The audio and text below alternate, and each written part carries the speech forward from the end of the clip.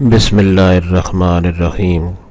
محترم دوستو، السلام علیکم ورحمۃ اللہ وبرکاتہ۔ پیارے دوستو، اللہ تعالیٰ سے امید کرتا ہوں کہ آپ خیریت سے ہوں گے اور ہنسی خوشی زندگی گزار رہے ہوں گے۔ ہماری بھی یہی دعا ہے کہ اللہ تعالیٰ آپ کو ہمیشہ خوش و خرم رکھے اور صحت مند زندگی عطا فرمائے۔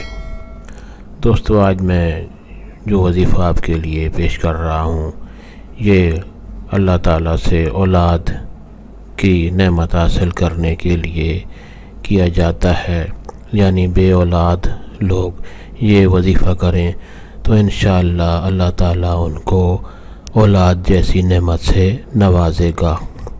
دوستو، آج کا وظیفہ کرنے کی اجازت عام ہے، ہر کوئی یہ وظیفہ کر سکتا ہے، یعنی یہ وظیفہ کرنے کے لیے آپ کو کسی سے اجازت لینے کی ضرورت نہیں پڑتی۔ یہ وظیفہ کرنے کے لیے آپ کو کسی سے اجازت لینے کی ضرورت نہیں پڑتی۔ دوستو، آج کا وظیفہ اور طریقہ جاننے سے پہلے مہربانی کر کے آپ یہ چینل سبسکرائب کر لیں اگر آپ نے ابھی تک میرا یہ چینل سبسکرائب نہیں کیا، اور اگر آپ کو یہ وظیفہ پسند آئے تو نیچے لائک پر بھی ضرور کلک کریں، اس سے ہماری حوصلہ افزائی ہوگی۔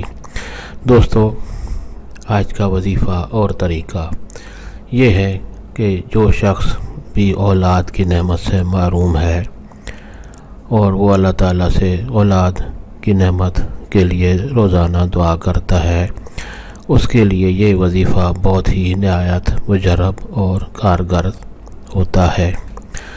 دوستو، وظیفہ اور طریقہ یہ ہے کہ روزانہ کسی بھی وقت، ٹائم کا کوئی قید نہیں ہے، کسی بھی وقت 3 بار درود شریف پڑھ لیں، درود ابراہیمی 3 بار پڑھ لیں، اور پھر 101 بار قرآن حکیم کی یہ سورت مبارک سورت الکوثر 101 بار پڑھنی ہے۔ سورت الکوثر 101 بار پڑھنی ہے۔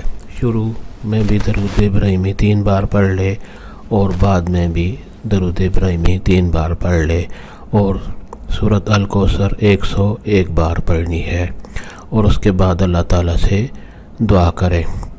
اگر روزانہ یہ وظیفہ کیا جائے تو انشاءاللہ جو بھی شخص یہ وظیفہ کرے گا اس کو اللہ تعالیٰ اولاد کی نعمت سے نوازے گا۔